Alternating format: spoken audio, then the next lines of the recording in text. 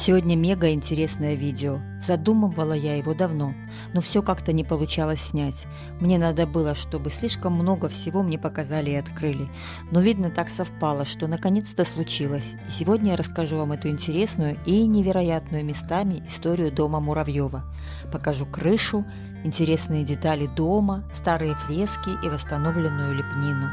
Мы побываем даже в подвалах, предположительно 17 века. А также расскажу много невероятных фактов и покажу старые архивные фото. В общем, все как мы любим. Присаживайтесь поудобнее, мы начинаем.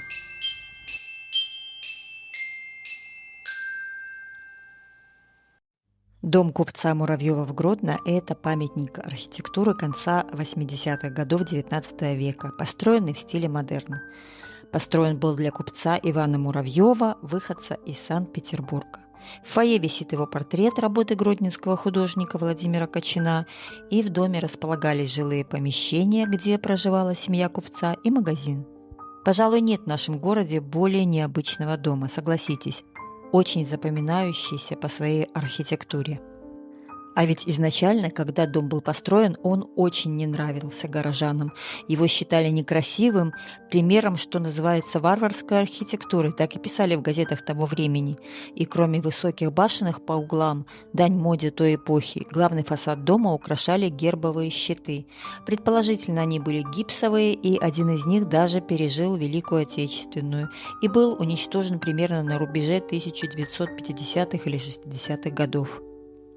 И, наверное, нет другого такого по архитектуре здания, и тем удивительнее, что оно дошло до наших дней неразрушенным, не переделанным, и фасад остался таким же аутентичным.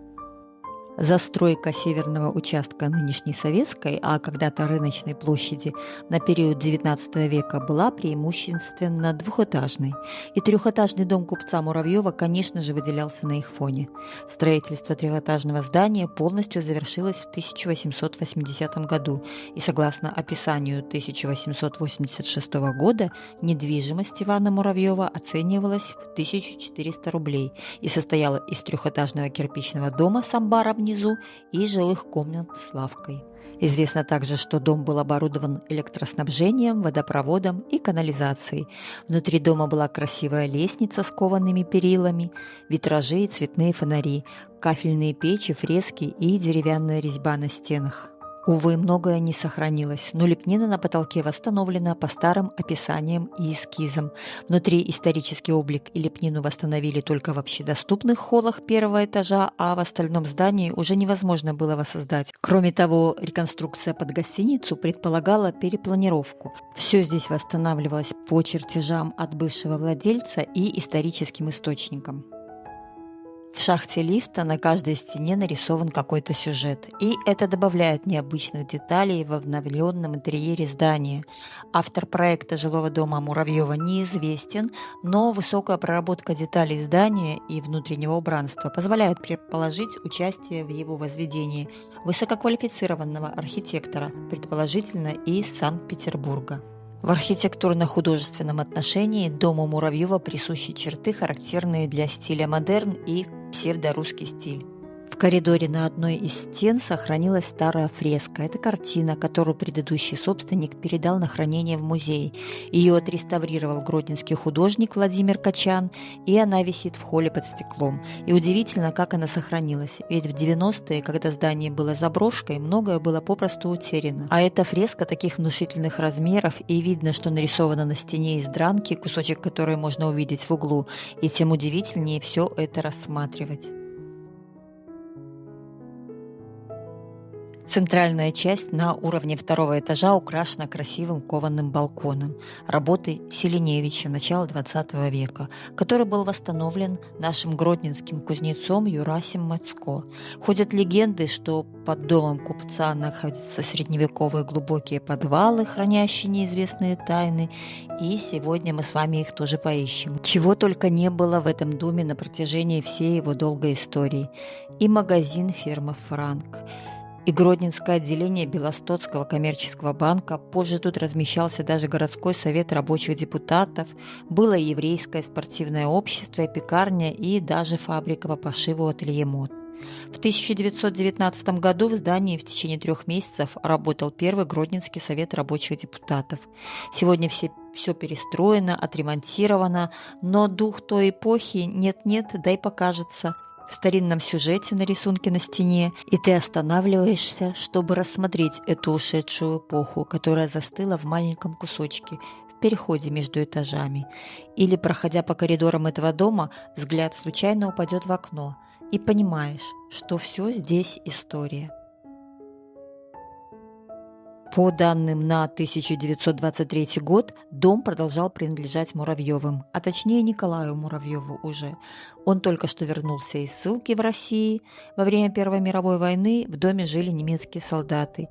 И дом, построенный на площади, был самым высоким, 3-этажный, крытый жестью. И помимо семьи владельца в доме проживало 13 человек.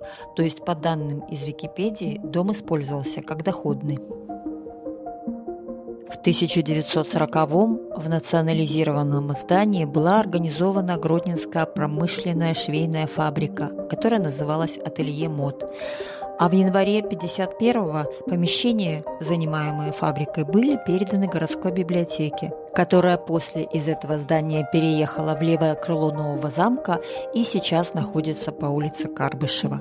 Многие поколения гродненцев знали этот дом именно как библиотеку и часто бывали здесь.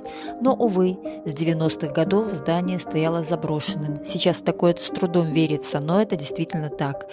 И как-то дому не везло с подрядчиками и хозяевами. Его выкупали, пробовали реставрировать, но по ряду причин реставрация приостанавливалась и дом постепенно разрушался. Сложные времена для здания настали в середине 90-х. Библиотека уже переехала в другое помещение, а дом купца Муравьева постепенно стал главной городской заброшкой. И за десятилетия здание фактически разграбили, вынеся отсюда все, включая чугунные ограждения и декоративные элементы. Периодически здание пытались реставрировать или найти для него нового собственника, но все эти попытки заканчивались неудачей. Пока его не приобрел в конце 2019 года гродненский бизнесмен Станислав Семашко. Первый этаж было решено отдать под ресторан, а комнаты, где когда-то жил купец со своей семьей, стали частью апарт-отеля «Семашко», как вы уже поняли по кадрам моего видео. Но самое интересное в этой истории именно фамилия нового владельца дома Муравьева – Семашко. Почему, сейчас расскажу. Казус кроется именно в связке фамилий Муравьев и Семашко. Они были знакомы и дружили более 200 лет назад. Какая-то невероятная мистическая история, когда начинаешь все это анализировать. Помните фильм «Собака Баскервилей» и фразу Шерлока Холмса «Вот так начнешь изучать семейные портреты и поверишь в переселение душ». Так и здесь. Удивительно, но Семашко и Муравьев дружили. А в наше время дом Муравьева спас от сноса и восстановил человек по фамилии Семашко. То есть, если проанализировать ситуацию, то получается все в жизни не случайно. Многое предопределено. Думаю, многие из вас могут это подтвердить в комментариях под видео. Делитесь своими историями из жизни. Всем будет интересно почитать. Так вот, к продолжению истории двух фамилий. Был такой гродненский губернатор с 1831 по 1835 год, назначенный в Гродно. Его звали Михаил Муравьев. Скажу сразу, нет, он не жил в этом доме, он просто был губернатором нашего города недолгий период и однофамильцем владельца дома Муравьева. Но интересно другое. У него был друг и единомышленник. Митрополит Иосиф по фамилии Семашко. И вместе они возвращали православие на эти земли.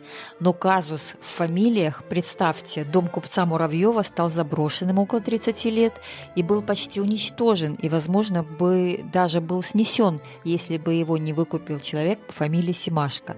Так что в связке фамилий Муравьев-Семашко уже более 200 лет. Вот такие штуки любит преподносить судьба. И чем больше живу, тем больше убеждаюсь, что случайностей нет от слова совсем. И много предопределено. И уже зная эту историю, по-другому смотришь на то, что в фойе висят портреты Муравьева и Семашко. Не правда ли? И еще в тему предопределенности событий в жизни. Например, я давно хотела снять видео о доме Муравьева. И история интересная, и архитектура здания уж больно красивая, есть что показать, но не складывалось. Помню, даже приходила сюда с просьбой поснимать, но не получилось, но была уверена, что все будет. Значит, просто время еще не пришло. Поэтому про дом Муравьева не снимала, хотя могла снять с фасада, рассказать его историю и поставить, как говорится, галочку. Но нет, ждала. Знала, что все будет. Так и вышло. И сегодня я могу показать вам этот дом изнутри. Каким он стал сегодня, попробовать прочувствовать его атмосферу и рассказать, каким он был в истории нашего города. Конечно же, ничего от старого здания здесь не осталось. Наверное, только стены и подвалы. Потому что, увы, за долгий период 30-летнего простоя здания, как заброшенного, многое было утрачено. В заброшке собирались маргиналы, здание горело, чего-то только не было. Гродненцы, думаю, это отлично помнят и могут рассказать немало интересных и невероятных историй в комментариях. Замечательно, что дом перестроили и вдохнули в него новую жизнь. Получилось ли передать атмосферу старого города? Ну, тут, думаю, помогло само место. Все же рядом фарный костел с его старинными башенными часами, которые так атмосферно отбивают время. И нам, гродненцам, к этим звукам, привычным, не приходится удивляться. Но, очевидно, тем, кто останавливается в отеле, звук часов – это своеобразный гродненский вайб, атмосфера старого города. Масштабы подземелий под домом Муравьева впечатляют. Подобное можно наблюдать в двухъярусных подвалах Баторьевки, где еще недавно находился корпус медицинского университета. Вот только туда уже давно никого не пускают. По предположениям краеведов, подвалы могут быть большие и даже вести под фарный костел и Советскую площадь. Понятно, что часть подвалов комплекса иезуитского монастыря ведет на режимный объект тюрьму, поэтому они и закрыты. А дом купца Муравьева был построен на фрагментах здания XVII века, и часть подвала здания можно отнести именно к этому периоду. Об этом свидетельствуют многочисленные валуны, вкладки в подвале. Подвалы дома Муравьева сводчатые, с характерным рисунком елочкой. Видно, что старые и весьма необычные. Любые подвалы и ходы нужно изучать, а нашему городу тем более. Это не просто интересно, но и экономически выгодно. На старых подвалах можно делать деньги. Примеров за рубежом много. Могу сказать точно, что туристам и гродненцам будет интересно побывать в таких местах. А самые интересные подвалы должны стать визитной карточкой нашего города. Вот скажите так навскидку, где в городах, в туристических, есть открытые подземелья, куда бы водили туристов? Ну, у нас сразу приходят в голову подвалы и катакомбы Парижа, Рима, Стамбула. Даже в Польше в Величке есть соляная шахта. И все это пользуется спросом и очень интересует туристов. Почему бы не открыть что-либо такое в Гродно? Уверена, спрос был бы колоссальный. Так что туристический потенциал города есть куда увеличивать. Надеюсь, откроют подвалы под высшим пивзаводом около Старого моста, как и обещали. И мы обязательно все это увидим. И думаю, что гродненцы помнят, что вот здесь, в 22 году, когда строили здание вот это рядом с домом Муравьева, тут были огорожены оголившиеся подвалы. И все с интересом их разглядывали, фотографировали. При этом кое-что в насыпном слое даже обнаружили. Было найдено около 30 находок, это 17-18 век. Любопытные фрагменты печных изразцов, монеты того времени. И на фотографиях все выглядит так, как будто это входы в полноценные подвалы. Но на самом деле там все было завалено, и из того, что сохранилось, это фрагменты арки со сводами, вот эти, часть стены, а все, что между ними, развалено и разбито. Целых полноценных подвалов здесь не было, были найдены только какие-то фрагменты, но они были в таком состоянии, что сохранить их было невозможно, как говорили специалисты. Так что, конечно же, если бы была возможность все это сохранить, и главное было, что сохранять, очевидно, мы бы сейчас могли спуститься в эти подвалы. Но, увы, состояние этих фрагментов не располагало к сохранности, и поэтому их просто засыпали. Возможно, по информации специалистов, это были остатки подвалов под домом Лапина, который стоял на этом самом месте с конца 19 до середины 20 века. Дом сильно пострадал во время Великой Отечественной войны и был признан аварийным, и в 50-е годы прошлого века его снесли. В доме Лапина находились разного рода магазины, в которых продавался табак, русские виноградные вина, мануфактурные товары, мужские и женские шляпки, стеклянная и фаянсовая посуда, лампы русского и зарубежного производства. Здесь также находилась городская, мещанская управы, зубной врач, сиротский суд, пивная лавка, банкирская контора и даже фотомастерская. Дом Лапина называют по последнему владельцу дома, стоящего здесь. Конечно же, история здания, которые здесь были, гораздо старше. Изначально на месте дома стояли два разных здания.